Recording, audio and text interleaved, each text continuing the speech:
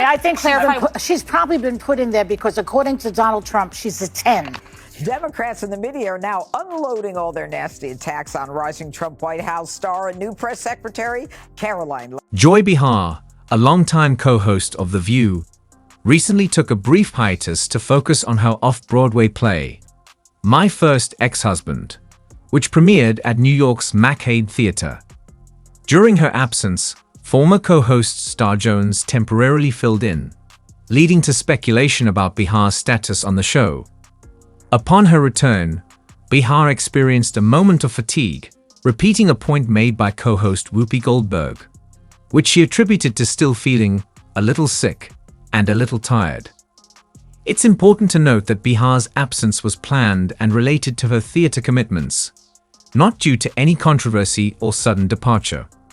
She continues to be a prominent and influential presence on The View. Karoline Leavitt, she's just 27 years old. But boy, was she giving it to the Trump haters in her first White House briefing. It was such sass. During a recent episode of The View, co-host Joy Behar sparked controversy with remarks about Karoline Leavitt, the newly appointed White House press secretary under President Donald Trump. Behar implied that Leavitt's appointment was based more on her appearance than her qualifications, stating, "I think she's probably being put in there because, according to Donald Trump, she's a 10. She also criticized Leavitt's stance against wokeness, saying, "Oh yeah, let me explain something to you." The live audience reacted with audible gasps, and co-host Alyssa Farrow Griffin, a former Trump administration staffer, countered by highlighting Leavitt's prior experience in government and media. Despite Griffin's attempt to redirect the conversation, the incident led to significant discomfort among viewers and a swift backlash on social media.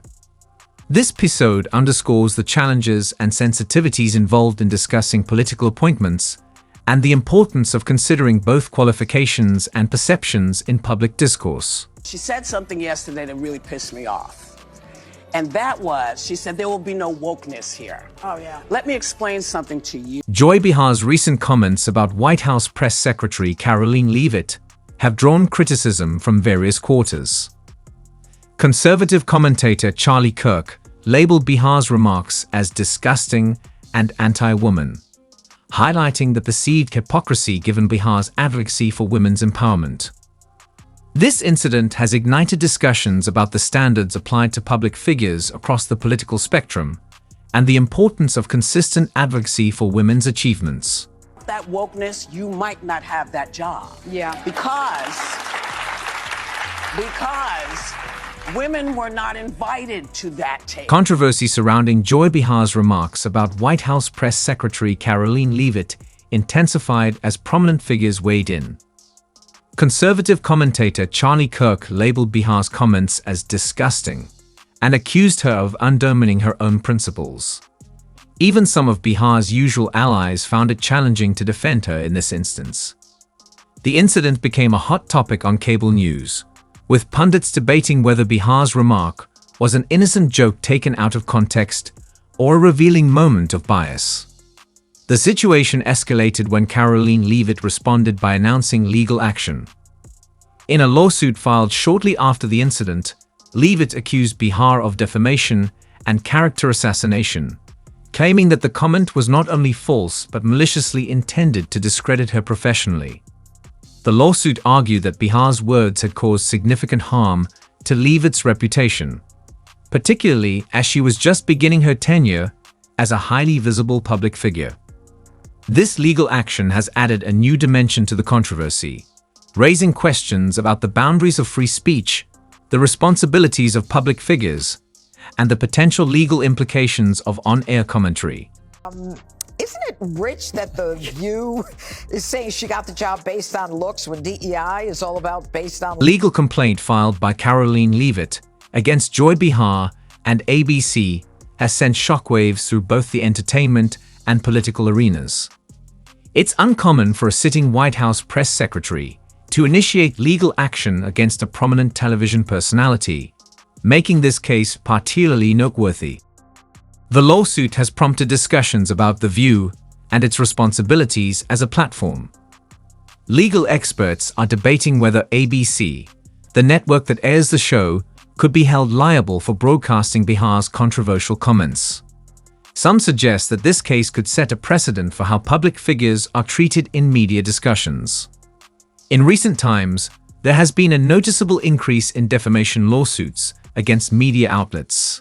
For instance, Disney's ABC News agreed to pay $15 million to settle a defamation lawsuit filed by former President Donald Trump over statements made by host George Stephanopoulos. Legal experts have labeled this settlement as a dangerous precedent that could embolden further libel suits against media outlets. These developments raise critical questions about the balance between free speech and accountability in the media. As the case between Leavitt and Behar unfolds, it will be closely watched for its potential impact on media practices and the legal responsibilities of broadcasters. Karoline Leavitt is the press secretary at the White House, doing a great job. Such a great job that the ladies of The View feel the green monster. Legal complaint filed by Karoline Leavitt against Joy Behar and ABC has reportedly caused significant internal turmoil at the network. Executives have convened emergency meetings to strategize on managing the potential fallout, recognizing that this situation extends beyond a mere on-air misstep. One insider described it as both a legal and public relations crisis, with the potential to inflict substantial damage on the network's reputation. Within The View, staff members are reportedly divided over the incident. Some defend Behar, suggesting her comment has been exaggerated, while others believe she overstepped, potentially compromising the show's credibility.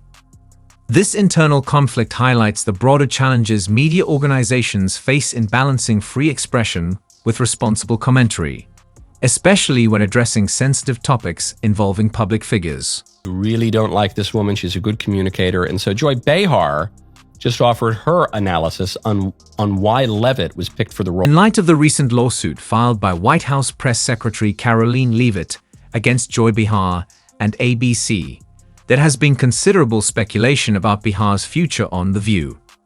Some reports suggest that ABC is contemplating actions such as suspension or requiring a public apology from Behar. Given Behar's long-standing role as a defining voice on the show, the possibility of her departure has been a topic of significant discussion. As of now, ABC has not issued an official statement regarding Behar's status. The situation remains fluid, and further developments are anticipated as the network navigates the legal and public relations challenges stemming from the lawsuit. But even factoring in that she's a nice-looking lady, I love that the libs attacks on conservatives right now are that we're hot and cool. Recent developments had intensified discussions around The View. White House Press Secretary Karoline Leavitt has filed a lawsuit against co-host Joy Behar and ABC, alleging defamation stemming from comments made on the show. This legal action has prompted debates about media responsibility and free speech. In response, ABC executives have convened emergency meetings to address potential legal and public relations challenges. Within the show's team, opinions are divided. Some defend Behar's remarks as consistent with her candid style, while others believe she overstepped, potentially harming the show's reputation. Amidst the controversy, rumors have circulated about possible disciplinary actions against Behar, including suspension or a mandated public apology. However, Behar has reportedly remained steadfast, declining to apologize and viewing the backlash as exaggerated. The situation reached a climax when ABC announced Behar's departure from The View, describing the decision as neutral and extending best wishes for her future endeavors. The timing of this announcement has led many to speculate that the lawsuit and ensuing controversy were significant factors in her exit. Reactions to Behar's departure have been mixed. Some viewers are saddened by the loss of a prominent and outspoken host, while others feel her exit was overdue. Critics of The View have seized upon this incident as evidence of the show's alleged bias and sensationalism. This episode highlights the complex challenges media organizations face in balancing free expression with accountability, especially when discussing public figures. I was stunned and amazed by his new White House spokeswoman today. She's actually the youngest ever in that job. The departure of Joy Behar from The View has had significant repercussions for ABC. The network is now under scrutiny for its handling of the situation and is considering measures to prevent similar controversies in the future. Insiders suggest that ABC might seize this opportunity to reassess the show's direction, potentially introducing new hosts or altering its tone to address concerns about divisiveness. Regarding the lawsuit filed by White House Press Secretary Karoline Leavitt, it remains a focal point in the media. Observers are keen to see whether ABC will opt for a settlement or choose to contest the case in court. Legal experts note that the outcome could have significant implications for media accountability, especially as public figures become more inclined to challenge negative portrayals. Currently, Leavitt appears to have gained an advantage, having defended her reputation and contributing to the departure of one of her prominent critics from the airwaves. Dang, Rowan, I couldn't do that at 27. No nonsense, straight to the point, courage, detail. Joy Behar's departure from The View marks a significant turning point for the show. As one of its original and most outspoken hosts, her exit leaves a notable void. The network now faces the challenge of determining the show's future direction. This situation underscores the delicate balance between free expression and accountability in today's polarized media environment. Staunch Trump loyalists and unapologetic Gen Z conservative Leavitt's sharp rhetoric and bold social media presence have already made Joy Behar's departure from The View has left the show at a pivotal juncture. Over its 27-year history, The View has been no stranger to controversy, often finding itself at the center of public debates due to its hosts' candid discussions on various topics. These incidents have led to both criticism and acclaim, contributing to the show's complex legacy. The recent controversy surrounding Behar's exit has intensified scrutiny on the program. Observers are now questioning whether The View can navigate this latest challenge and maintain its relevance in the evolving landscape of daytime television. The show's future may depend on its ability to adapt and address both internal dynamics and audience expectations. Earning a hefty six-figure salary, she is not just the face of the president's second term, she's also the voice promising to shake up how the White House community. The View has long been known for its dynamic mix of personalities and perspectives, a formula that has both driven its success and led to notable conflicts. One of the most memorable clashes occurred in 2007 between Rosie O'Donnell and Elizabeth Hasselbeck. Their heated on-air debate over the Iraq War escalated into a confrontation that garnered significant media attention and highlighted the show's capacity for intense political discourse. Similarly, Meghan McCain, who joined the show in 2017, became known for her outspoken and often combative presence. Her tenure was marked by frequent disagreements with co-hosts, reflecting deep ideological divides. In 2021, following a particularly intense exchange with Joy Behar, McCain announced her departure, citing a toxic work environment and feeling ostracized for her conservative views. These incidents underscore the challenges The View faces in balancing diverse viewpoints while maintaining a cohesive and respectful dialogue. As the show moves forward, it must navigate these internal dynamics to uphold its reputation as a platform for varied perspectives. View co-host Sunny Hostin's husband, Emmanuel Hostin, has been accused of federal insurance fraud. Sunny Hostin, co-host of The View, has recently faced scrutiny due to legal challenges involving her husband and her own public comments.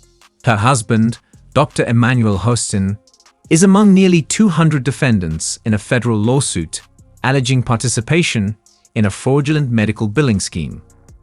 The lawsuit claims that Dr. Hostin received kickbacks for performing surgeries and fraudulently billed an insurance company. Both Dr. Hostin and Sunny Hostin have denied these allegations, asserting that the lawsuit is baseless and part of a smear campaign by the insurance company to avoid financial obligations. They have announced plans to file a $5 million counter-lawsuit for defamation. Additionally, Sunny Hostin has faced backlash for certain public comments. Notably, she referred to a segment of Trump supporters as uneducated white women, a remark that was criticized as divisive and led to significant social media backlash. Hostin later clarified her statement, specifying that she was referring to non-college educated white women. These controversies have added to the challenges The View faces in maintaining its credibility and navigating the complex dynamics of its diverse panel. According to the documents, he knowingly provided fraudulent medical and other healthcare services, including arthroscopic surgery. Whoopi Goldberg, as the moderator of The View, has faced her share of controversies. In early 2022, she made comments suggesting that the Holocaust was not about race, which many found deeply offensive. Despite issuing an apology, the incident led to a 2-week suspension from the show. Goldberg's tenure has been marked by both praise for her ability to steer discussions and criticism for occasionally dominating conversations. Balancing these dynamics has become increasingly challenging as the show navigates various controversies.